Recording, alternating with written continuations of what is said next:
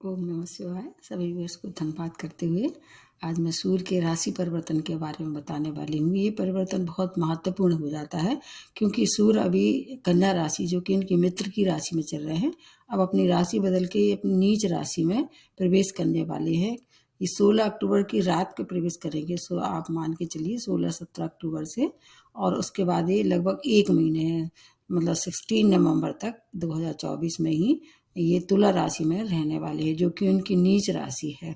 वैसे तो सूर्य को ग्रहों के राजा कहते हैं, पिता है, आत्मबल है, गवर्नमेंट सेक्टर है, मतलब आज के दुनिया में इसको सरकार भी कह सकते हैं, राजा जिसको कहते हैं। और आपके जीवन के बहुत से ऐसे क्षेत्र हैं जो कि सूर्य द्वारा लीड किए जाते हैं। सूर्य के बगैर जो है वो सृष्टि की कल्पना अधूरी है। इस दौरान ये वीक अवस्था में आ जाते हैं। नीच राशि का मतलब ये नहीं होता कि खराब फल देने लगते हैं।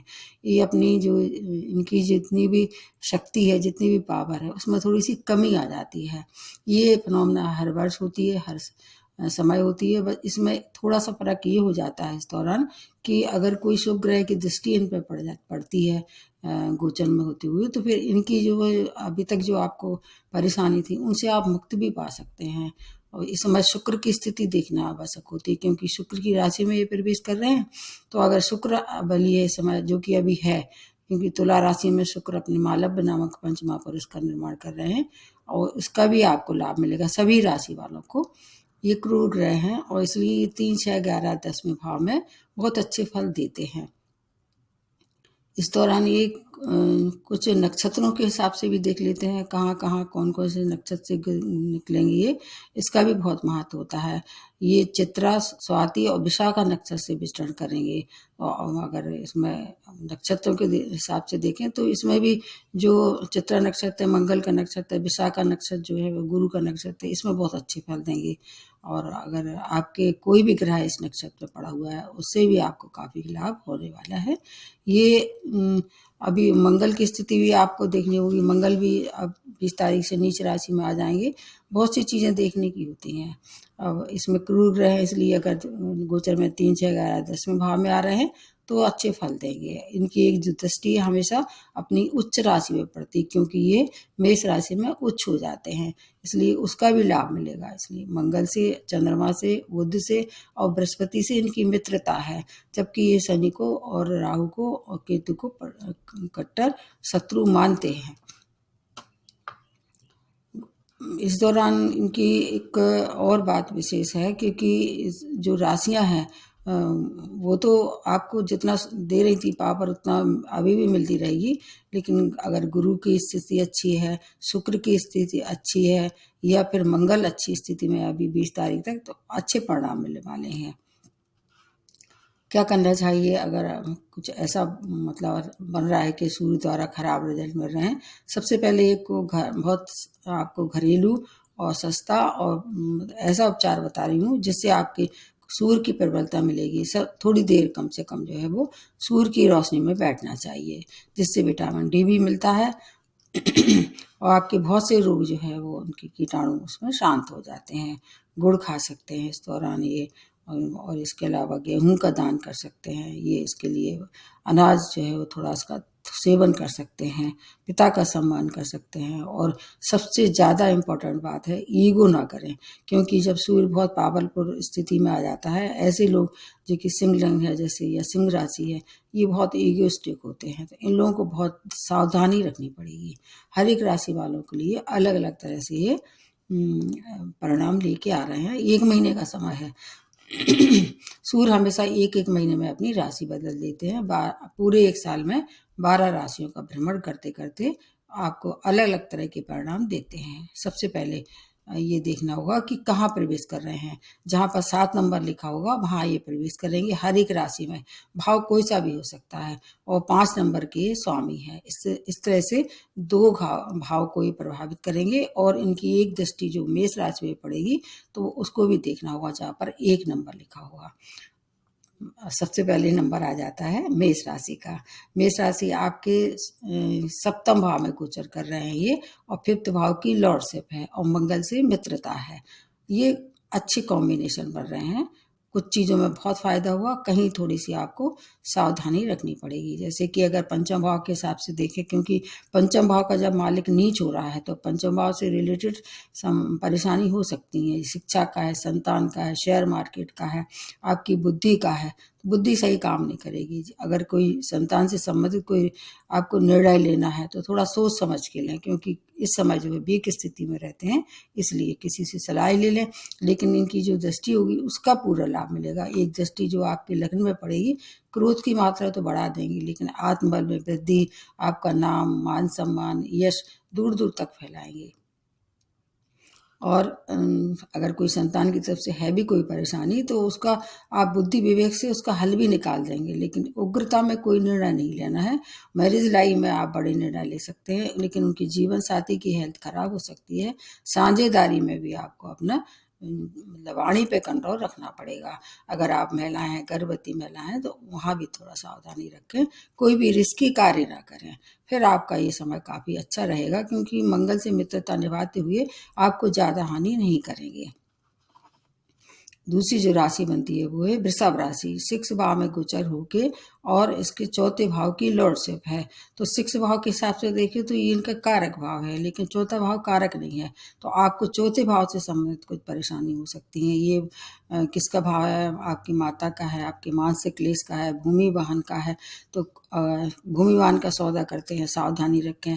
माता की हेल्थ केयर करें। अगर उनसे संबंध में कहीं पहले से परेशानी आ रही थी या उनसे मतभेद था, उसको और तूल ना दें। लेकिन 6 भाव से संबंधित सभी रिजल्ट आपको अच्छे मिलने वाले हैं। वैसे शुक्र और सूर्य मित्र नहीं है, इसलिए ये भी देखना होता है, तो कम अच्छे परिणाम मिलेंगे। स्टूडेंट हैं, आपको कहीं अगर मिलने वाला है कोई चांस, तो उसमें थोड़ा सा विचार विमर्श कर लें। कभी कभी ये मति भ्रम भी कर देते हैं। कैरियर के लिए बहुत अच्छा समय है। कोई कंपटीशन फेस कर रहे हैं, उसमें सफलता मिलेगी। गवर्नमेंट सेक्टर से लाभ होगा। रोगों से में सुधार होगा। आपके परिवार का वातावरण, आपको शांति से अपना टाइम निकालना है, उन पर क्रोध नहीं करें, उनसे मेल जोल बना के चलते हैं। आपके लिए भी बहुत अच्छा समय है, क्योंकि शनि की छत्र छाया में समय है, आप चल रहे हैं। एक दृष्टि जो पड़ेगी इनकी 12th भाव पे, आपको व्यय पे नियंत्रण करना पड़ेगा। लेकिन विदेशी कार्य में अगर कहीं पहले से ही आप संलग्न हैं तो उसके लिए ये लाभ की स्थिति का निर्माण करेंगे। आपके लिए भी समय अच्छा है। उसके बाद आ जाते हैं मिथुन राशि। आपके 5th भाव में गोचर होके 3rd भाव की लॉर्डशिप है, और काल पुरुष की कुंडली से देखा जाए तो ये इनका ही है ये भाव। तो इसलिए आपको दोनों ही स्थिति में अच्छे परिणाम मिलेंगे। मिथुन राशि वालों के स्वामी राशि बुध है। तीसरा पॉइंट ये बनता है कि बुध से सूर्य की मित्रता है। आपको मालूम हुआ, सूर्य बुध मिलके एक अच्छे योग का निर्माण करते हैं, बुध आदित्य योग का निर्माण। बहुत अच्छा समय है। किस तरह से संतान सुख, संतान की उन्नति, अभी तक जो आप मेहनत कर रहे थे उसका फल नहीं मिल रहा था, भाई बहनों से तू तड़ाक हो रही थी, इन सब चीज के लिए बहुत अच्छी स्थिति बना देंगे ये। यात्रा में थोड़ी सावधानी रखनी पड़ेगी। प्रेम में क्रोध ना करें। अगर क्रोध करते हैं तो रिश्ते भी खराब होते हैं। अगर आप महिला हैं, गर्भवती महिला हैं, तो कोई भी रिस्की कार्य ना करें। रिस्की कार्य करने में आपको हानि हो सकती है। छोटे भाई बहनों से मेल मिलाप अगर करते हैं तो उनका सहयोग भी प्राप्त आपको होगा। आपकी अगर कोई चाइल्ड बर्थ की कोई अगर समस्या थी इस समय, तो आप कंसीव करने के लिए समय बहुत अच्छा है। आप चाहें तो वो उस तरफ कोई अच्छे निर्णय ले सकते हैं। कोई भी बड़े निर्णय लेने का समय अच्छा है। अपनी थोड़ा सा अपना किसका ध्यान रखें, क्रोध का और वाणी का ध्यान रखते हैं, क्योंकि ये थोड़े से ज़्यादा बतूनी होते हैं मिथुन राशि वाले। इसलिए कोई भी ऐसी गलत भाषा का प्रयोग ना करें जिससे कोई हर्ट हो। फिर आपके लिए बहुत अच्छा समय बना हुआ है। उसके बाद नेक्स्ट जो बनती है वो है कर्क राशि। आपके 4थे भाव में गोचर हो कि 2nd भाव की लॉर्डशिप है, तो नहीं भाव कारक नहीं है, ऊपर से ढैया का प्रभाव है। लेकिन अच्छी बात यह है कि चंद्रमा के मित्र हैं ये, तो चंद्रमा के मित्र था, इसलिए आपको बहुत हानि नहीं पहुंचाएंगे। भूमिवान के सुखों में आपको थोड़ी सी कमी ला सकते हैं ये। मानसिक क्लेश भी बढ़ा सकते हैं। धनागमन की में थोड़ी रुकावटों के साथ साथ प्राप्ति जरूर होगी, लेकिन कैरियर के लिए समय बहुत अच्छा है। माता की हेल्थ में इम्प्रूवमेंट हो सकता है, उनसे संबंध अच्छे बना सकते हैं आप चाहें। ये मौका बहुत अच्छा है। अगर कोई प्रॉपर्टी के कोई कागज़ वगैरह पे साइन करना है तो उसको देख के साइन करें। हेल्थ भी इस समय परेशान कर सकती है आपको, लेकिन गवर्नमेंट सेक्टर से आप अपना लाभ ले सकते हैं। उच्च पद की प्राप्ति के लिए अच्छा है समय। आपका जो बॉस है वो आपकी सराहना करेगा। तो करियर के लिए अच्छा है। शेष चीज़ों में आपको सावधानी रखनी पड़ेगी। नेक्स्ट जो बनती है वो है सिंह राशि। आपके तीसरे भाव में गोचर होके और आपके लग्न के मालिक हैं। आपके लिए भी बहुत अच्छा समय है। कोई भी अपना लग्न का मालिक कभी अपनी ही स्वयं को हानि नहीं पहुंचाता है, इसलिए तीसरा भाव इनका कारक है। चारों तरफ से आपको खुशखबरी मिलने वाली है। किस तरह की आत्मबल में वृद्धि होगी। कोई इंटरव्यू वगैरह फेस कर रहे थे, उसके लिए समय बहुत अच्छा है। इसके अलावा यात्राएं करेंगी, लाभप्रद रहेंगी। छोटे भाई बहनों से आपका मेल मिलाप होगा। इसके साथ साथ अपना व्यवहार जरूर आपको सौम्य रखना है, क्योंकि सिंह राशि वाले थोड़े से उग्र क्रोधी स्वभाव के होते हैं। अगर ये आपने इस पर नियंत्रण नहीं कर पाया तो आपके स्पाउस से रिश्ते आपके खराब हो सकते हैं। साझेदारी से भी अगर आप व्यापार करते हैं तो उनसे भी अपना व्यवहार अच्छा रखें। अगर इतना सब करते हैं तो उच्च पद की प्राप्ति भी आपको ये करा सकते हैं। बहुत बल होता है। मैंने देखा है कि जिनकी राशि में अगर सूर्य अच्छी स्थिति में होते हैं वो निश्चित रूप से गवर्नमेंट सेक्टर में अच्छे पद की प्राप्ति करते हैं। अगर आप अपने ऐसे क्षेत्रों से जुड़े हुए हैं जो कि संचार माध्यम से हैं या गवर्नमेंट सेक्टर से कोई टेंडर पास होना है, उसके लिए समय बहुत अच्छा है। शेयर मार्केट से भी आप पैसा कमा सकते हैं। अपनी वाणी का नियंत्रण रखें। उग्रता में कोई भी निर्णय ना लें। इतना आप करते हैं तो आपके लिए हर स्थिति का अच्छी से अच्छी फायदा ये देंगे। उसके बाद नेक्स्ट जो बनती है वो है कन्या राशि। सेकंड भाव में गोचर होकर 12th भाव की लॉर्डशिप है। सबसे पहले आपको बता देना है, आपको राइट आई से कोई परेशानी हो सकती है। अगर पहले से ही उसमें कोई परेशानी है आंखों से संबंधित, वो परेशानी बढ़ सकती है, उसका उपचार कराना होगा। लेकिन विदेशों में रहने वाले लोगों के लिए शुभ समाचार है। अगर आपका कोई काम विदेश से अटक रहा था उसमें प्रगति आई, क्योंकि ये फायर एलिमेंट है। 1 महीने में इन्हें राशि बदलना होता है। जो कुछ उन्हें अच्छे या बुरे परिणाम देना होता है 1 महीने के अंदर ये दे देते हैं, इसलिए संपत्ति का लाभ होगा। अगर आप ऐसे प्रोफेशन से जुड़े हुए हैं जैसे कि सर्जन हैं या शोध कार्यों से जुड़े हुए हैं, उसके लिए बहुत अच्छा समय है ये। धन की बचत में थोड़ी सी सेल लगा देंगे। सेकंड भाव धन की बचत का है, मतलब लाभ का है, परिवार का है। परिवार के रिश्ते से आपके बिगड़ सकते हैं। अगर क्रोध ना करेंगे तो उसमें भी कोई हानि नहीं होगी। खाने पीने का भी ध्यान रखना होगा। ससुराल पक्ष आपके फेवर में रहेगा इस दौरान। चोट चपेट दुर्घटना से अगर ड्राइविंग करते हैं बहुत सावधानी रखें, या रोड क्रॉस करते समय चारों तरफ देख लें और फिर रोड क्रॉस करें। वहाँ थोड़ी सी आपको सावधानी रखनी है। ऐसा नहीं कि आपकी लगी जाएगी आपको चोट या आप घायल ही हो जाएंगे। थोड़ा अपनी उस पर नियंत्रण रखते हैं वाणी पे, आपके लिए भी समय बहुत अच्छा है, क्योंकि सेकंड भाव वाणी का भी है। वाणी पे नियंत्रण रखते हैं, ये समय आपके लिए भी फिर अच्छी सौगातें लेके आ रहा है। उसके बाद नेक्स्ट जो बनती है तुला राशि। ये आपके ही लग्न में ही गोचर हो रहा है और आपकी स्वामी राशि शुक्र है। 11th भाव जिसको दिया गया है, तो आपके लिए बहुत अच्छा समय है। हालांकि आपकी राशि में नीच हो रहे हैं, लेकिन चूंकि ये भाव बहुत ही अच्छे हैं दोनों ही, आपको चारों तरफ से सुसमाचार मिलेंगे और आर्थिक स्थिति सुदृढ़ होगी। आप क्रोध ना करें, ईगो ना करें। जीवन साथी या साझेदारी में अगर आप व्यापार करते हैं, उनके साथ अगर संबंध बना के चलते हैं तो उनकी भी उन्नति होगी। उनकी हेल्थ जरूर थोड़ी सी प्रभावित हो सकती है, उसकी केयर करना होगी। और अपने वाणी पे नियंत्रण रखते हैं तो मतलब संबंध भी अच्छे हो सकते हैं। अगर पहले से ही कोई कोर्ट केस वगैरह चल रहा है तो उसका आपके पक्ष में निर्णय हो सकता है। व्यापार में विस्तार के लिए समय अच्छा है। आपके अगर एक्सपोर्ट इंपोर्ट का व्यापार कर रहे थे उसके लिए भी समय अत्यंत श्रेष्ठ रहने वाला है। मेडिकल एक्सपेंस इस समय ये बढ़ा सकते हैं। वो आप किसी परिवार पे हो सकते हैं खर्च, या आपके स्वयं पे कुछ हेल्थ से रिलेटेड प्रॉब्लम पहले से चली आ रही थी, उसमें वृद्धि हो सकती है। उस पर आपको खर्च करना पड़ेगा। बाकी और चीज़ों के लिए समय बहुत अच्छा है। हालांकि तुला राशि वाले डरे हुए होते हैं हमेशा जब सूर्य इस स्थिति में आता है। अब इस साल डरने की आवश्यकता नहीं है, क्योंकि स्वामी राशि आपके अभी तुला राशि में ही चल रहे हैं, इसलिए पूरा फेवर करेंगे। अब अगली जो राशि बनती है वो है वृश्चिक राशि। तो 12th भाव में गोचर होकर 10th भाव की लॉर्डशिप है और 12th भाव इनका कारक नहीं है, लेकिन 10वें भाव में ये दिग्बली माने जाते हैं। विदेशों से जुड़ के कार्य अगर कर रहे थे, कोई भी हो सकता है, या तो जॉब हो सकता है, आपका कोई वीज़ा हो सकता है, या पीआर हो सकता है, उसके लिए समय बहुत श्रेष्ठ है। जो लोग पहले से ही वहाँ रह रहे हैं, इस समय कोशिश करेंगे तो उनके कामों में प्रगति आ जाएगी। ये काम ऐसे होते हैं पीआर वीज़ा के, 1 महीने में, 1 दिन में पूरे नहीं होते हैं, लेकिन अगर आप शुरुआत अच्छे समय में, अच्छे मुहूर्त में कर देते हैं तो उसमें आपको चांसेस बढ़ जाते हैं। इसलिए इस दौरान आप चाहें तो इसकी शुरुआत कर सकते हैं। व्यापार में विस्तार के लिए समय अच्छा है, विशेष तौर से एक्सपोर्ट इम्पोर्ट का व्यापार के लिए समय श्रेष्ठ बना हुआ है। कैरियर में उन्नति, नए जॉब की प्राप्ति, कोर्ट केस में निर्णय आपके पक्ष में, आपकी हेल्थ में भी सुधार हो सकता है, ऋण से मुक्त हो सकते हैं।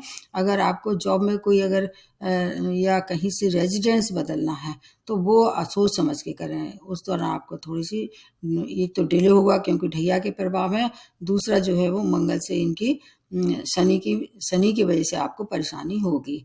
आंखों का आपको भी ध्यान रखना पड़ेगा। आपके लिए हर काम में डिले होगा, लेकिन निश्चित रूप से सब कुछ ये आपको देंगे, क्योंकि ये भाव इनका बहुत अच्छा है। 10वें भाव में ये बहुत दिग्बली हो जाते हैं। व्यय पे नियंत्रण आपको भी करना चाहिए, 12वां भाव व्यय का भी है। अगर इतना का आप कर पाते हैं, आपके लिए समय अच्छा रहेगा, घबराने की बिल्कुल भी आवश्यकता नहीं है।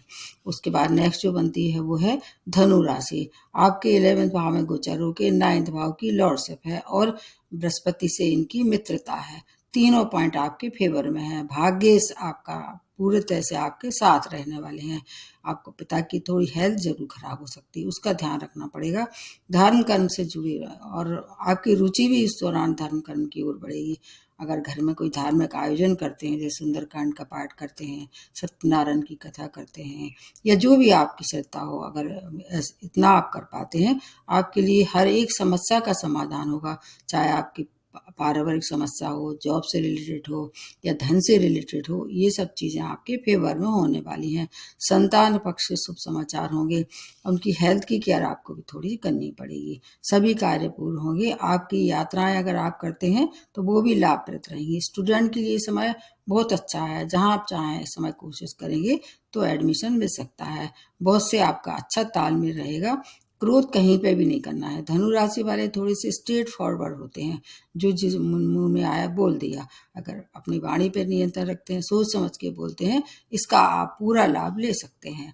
अब अगली जो राशि बनती है वो है मकर राशि।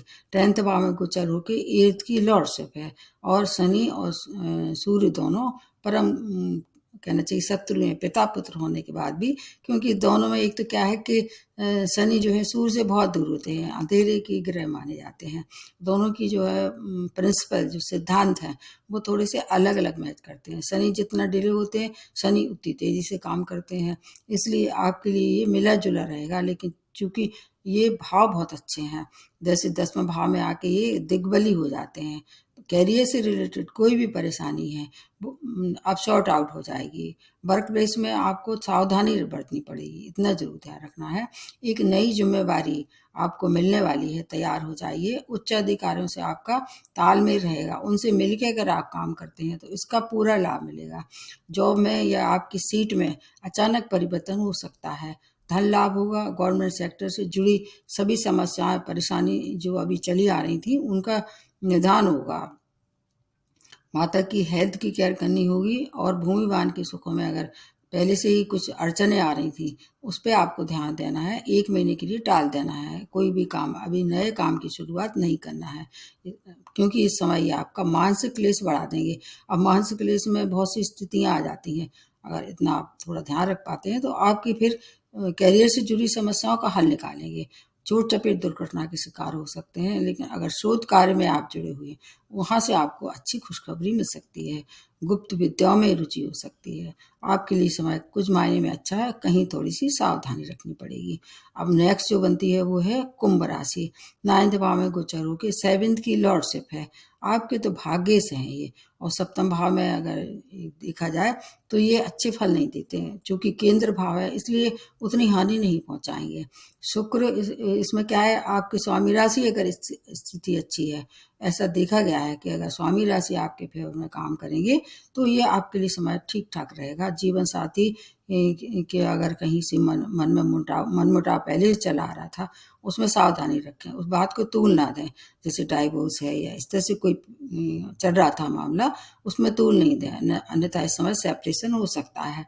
बड़े निर्णय लें, सोच समझ के लें, लेकिन अगर पहले से सब अच्छा चल रहा है व्यापार में, जीवन साथी में, तो उनकी उन्नति भी इस दौरान हो सकती है। व्यापार से आपको धन लाभ भी हो सकता है। यात्राएं भी आपके लिए काफ़ी अच्छी रहने वाली हैं। अगर आप मीडिया, आर्ट या ऐसे क्षेत्रों से जुड़े हुए हैं, उससे धनागमन होगा, मान सम्मान की प्राप्ति होगी, पिता की हेल्थ की केयर करनी होगी, और साझेदारी में आप और जीवन साथी से अपना व्यवहार सौम्य मधुरता के साथ अगर आप रखते हैं, तो ये सब आपके लिए बहुत अच्छा परिवर्तन होने वाला है 1 महीने का। इसका लाभ निश्चित रूप से आपको मिलने वाला है। उसके बाद नेक्स्ट जो बनती है वो है मीन राशि। अष्टम में गोचर होके और 6 भाव की लॉर्डशिप है, तो वैसे देखा जाए ये भाव बिल्कुल अच्छे नहीं है। 6वां भाव थोड़ा अच्छा है। अष्टम में आके अगर ये कहीं परेशानी देते हैं तो कहाँ, एक तो आपके गुप्त शत्रु आपको परेशान कर सकते हैं। ऐसे लोग जो आपके मुंह पे आपकी बटरिंग करते हैं और पीठ पीछे चुगली करते हैं, उनसे सावधानी रखनी पड़ेगी। लेकिन अगर बृहस्पति बहुत अच्छी कंडीशन में है आपके इंटर चार्ट में, तो ये विपरीत राजो योग का भी निर्माण करेंगे इस दौरान। हर चीज से आपको छुटकारा भी दिलाने की क्षमता होती है। आपको वाद विवाद में किसी से नहीं पड़ना है। रोग शत्रुओं से आपको छुटकारा दिलाएंगे अगर बृहस्पति अच्छी कंडीशन में है। संपत्ति का लाभ भी होगा। ऋण की प्राप्ति भी इस दौरान आप कर सकते हैं। परिवार का साथ रहेगा, क्योंकि एक दृष्टि जो 2nd भाव पे पड़ेगी, तो आपका परिवार आपके साथ रहेगा, ये अच्छी बात है। खाने पीने का ध्यान रखना है।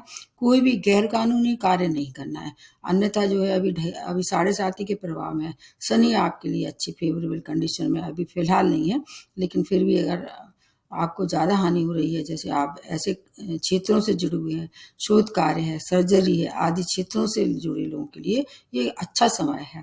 यात्रा करते हैं, सावधानी रखें।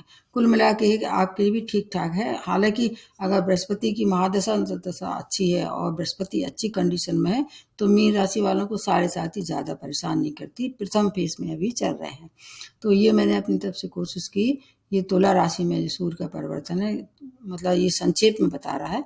आपकी महादशा अंतर्दशा देखनी पड़ेगी, कौन से ग्रह की चल रही है, आपके लिए कारक हैं, किस भाव में आ रहा है, ये सब देखना। एक और विशेष बात आपको बता देते हैं, जो परिवर्तन होते हैं ये जनरल होते हैं, और इसके साथ साथ आपको अपनी दोनों तरह से देखने में कोई हर्ज नहीं है। आप राशि से भी देख लें, लग्न से भी। वैसे तो लग्न ज़्यादा अच्छी होती है, लेकिन अगर जैसे 7.5 या ढैया देखना है, तो चंद्रमा से देखना है, तो फिर उसको मूल साइन से भी देख सकते हैं। इसलिए फिर दोनों को मिला के एवरेज निकालना चाहिए लग्न और राशि से। अगर दोनों में बहुत अच्छा है तो बहुत अच्छा है, तो एक में खराब है एक में अच्छा है, तो आपको मिक्स मिलेगा। अगर दोनों में ही खराब है, थोड़ी सावधानी रखनी पड़ेगी। अब उपाय बता देते हैं। जैसे मान लीजिए सूर्य से खराब मिल रहे हैं आपको, कहीं ऐसे लग रहा है, मैंने सबसे पहले बताया थोड़ी देर धूप में बैठे, विटामिन डी अपने शरीर में जो है वो विटामिन डी की मात्रा बढ़ाएं। इसके साथ साथ पिता का सम्मान करें, इस सूर्य को अर्घ्य दें, आदित्य स्रोत का पाठ करें, गेहूं और गुड़ का दान करें। और हो सके अगर आपको डाइजेस्ट होता है थोड़ा, स्वयं भी गुड़ का सेवन कर सकते हैं, क्योंकि अब मतलब ज़्यादातर हर जगह जाड़े का मौसम आ गया है, सर्दी का, इसलिए गुड़ का भी सेवन आप कर सकते हैं। इसके बुजुर्गों का सम्मान करें। बहुत सी चीज़ें हैं, इसमें बताने वाली नहीं है। आप स्वयं इतने ज़्यादा आप तो जानकार हो गए होंगे कि आपको मेरे बताने के पहले ही सब कुछ पता होता है। तो एक बार पुनः आपसे निवेदन है कि इस वीडियो को अपने जितने भी आपके मित्र हैं या आपके घर परिवार के लोग हैं शेयर कीजिए, और सब्सक्राइब करना तो बिल्कुल भी मत भूलिए। नमस्ते और धन्यवाद।